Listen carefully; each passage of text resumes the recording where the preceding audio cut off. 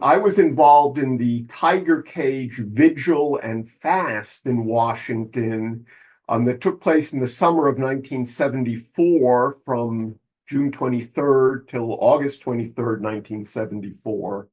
So, Jeff, so good to have you with us, and thanks again for the film.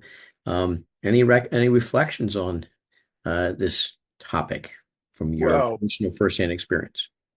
right. Thank you for having me. Everyone, my name is Jeff Nesmith. I'm a filmmaker based in Washington, D.C. And as it was mentioned before, I was in Vietnam for about 7 years.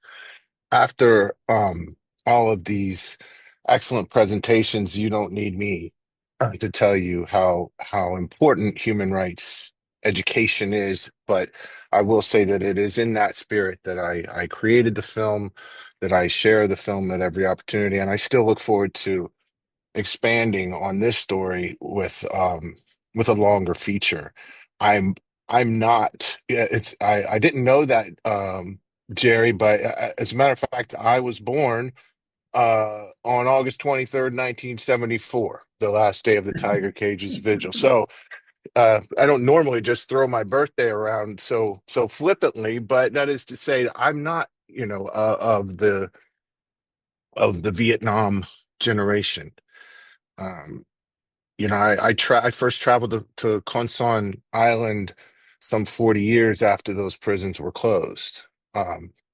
But even someone my age or younger, I could tell you that visiting those prisons even today leaves an indelible mark on you. And I remember returning to Saigon from my first trip to Condal, and my wife saying, "Well, how was it?" And I said, "Well, it was beautiful. The island is paradise. It's one of the most picturesque landscapes I've ever seen. The ocean, the beaches, it's beautiful. But I need some time before I go back because it is it's a moving it's more than a moving experience. It's an impact when you see the abuses that took place in the tiger cages. It's real and it's lasting. It's a visceral human to human experience that I believe it transcends history classes and politics and foreign policy leanings, and it just leaves you shook.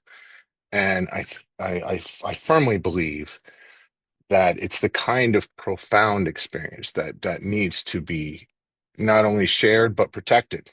Um, as we know, history can be rewritten and rewritten time and again, and these are stories that need to be preserved. Um, I believe that's the safest protection we have as human beings against repeating that same kind of horrific behavior over and over again. So there is a lot more of the film you saw. I'll just say quickly, that version of the film was a short sort of proposal piece for a grant um, that we were looking for, and that I was looking for in order to make a longer, more maybe a feature length film. So while I didn't get the grant, and over the years, time, life kind of just got in the way for a little while, but I'm happy to say that there is a lot more material. I spent a lot more time with Senator Harkin.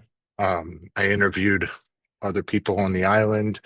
We've got a lot more footage, shots, B-roll, interview footage, and a lot of ideas for expanding on the story. So I do hope that in the near future I have an opportunity to do just that, maybe a feature-length documentary.